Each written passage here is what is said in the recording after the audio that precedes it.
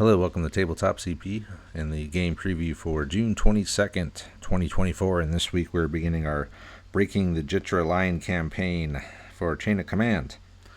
So I got Robert coming over. He's going to be playing as the Indians, and I'm going to be playing as the Japanese. And figured I'll probably be the more constant player. So I'll be the Japanese as they track the platoon, and the Indians don't really do that. So it'd be okay to have guest players more often playing as the Indians. So this is going to be Scenario 1, Probe at Changlung. So in this one, the scenario sees the Japanese infantry advance ahead of their armor to probe the British defenses at Changlun. With the Japanese armor delayed by the earlier British success demolition in Thailand, they hope to secure the key bridge on the main trunk road as rapidly as possible. The river is high and may not be crossed other than at the bridge, although patrol markers may cross without restrictions. So I've recreated the map the best I could. I kind of had to fake it on the river as I don't have a river, so I used some lichen to just outline the border of the river. And then the plantation trees also I used just what I had. So it's kind of pieced together with what I had. It's not identical, but it's close enough for our purposes. And looking at the map from the book, I didn't mention this in the scenario briefing, but there's an interesting thing in this campaign where you can play either long ways, as you can see on the map, or short ways.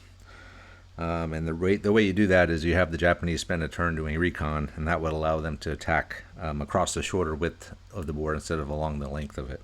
So it's a benefit to them to do it, but it does cost them a campaign turn. But in this one, I'm going to be fighting long ways because it's the very first turn of the campaign.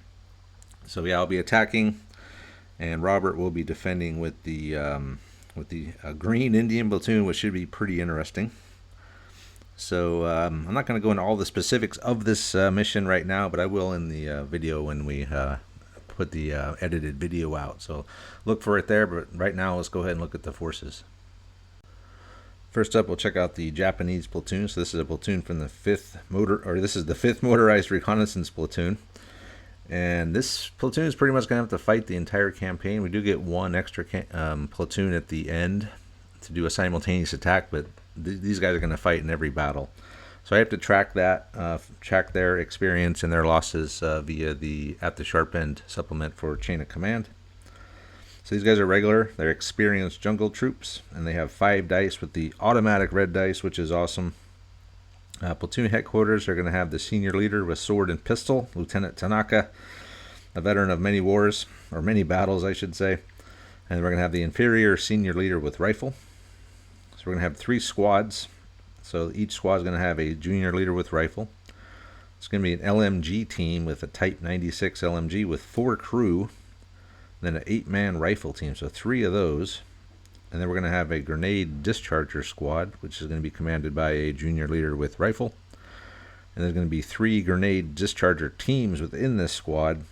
Each one is a grenade discharger Type 89 with 3 crew. So quite a large Japanese platoon. I think I had to fudge it a little bit and add some guys with SMGs in to fill out the ranks.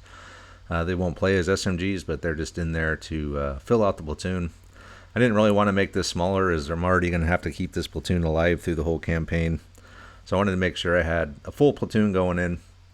So we do, and it's pretty good. It's a good platoon. It should do well, hopefully. We'll see. I'm playing them, so it might not go so well for them, but I'm hoping it does. But anyway, that's the Japanese platoon. Let's look at the defending Indian platoon. This is the Indian Army Recruit Platoon. So these guys are green. And green's a little different in the campaign. I'll go into that in the main video. And I did go into it in the campaign briefing video as well.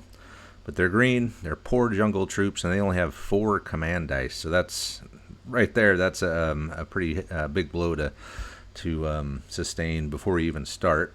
But the platoon headquarters is a senior leader with pistol.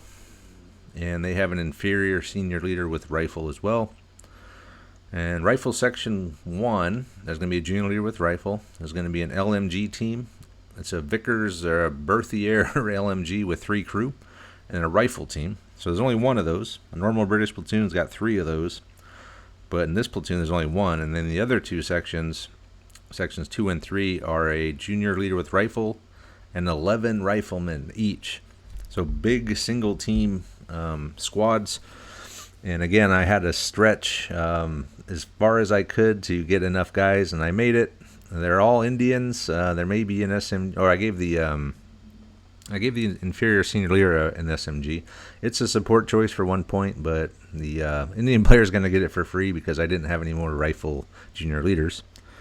And then there's one white British guy in one of the squads. But other than that, I had just enough. So we'll see how these guys do. They're going to be defending. They don't have a lot of support choices either, but they are defending, and that's a little bit of an advantage right there. So we'll see how Robert does with these guys. As he said earlier, he can't do any worse than historical. So we'll see. He might actually win. But we'll find out Saturday. We'll be live streaming the game at 11:30 Pacific time. So if you guys want to jump in and say hi and see how we're doing, maybe give us some tactical advice, we'd appreciate that, as we always do. So let us know what you guys think, and we'll see you Saturday.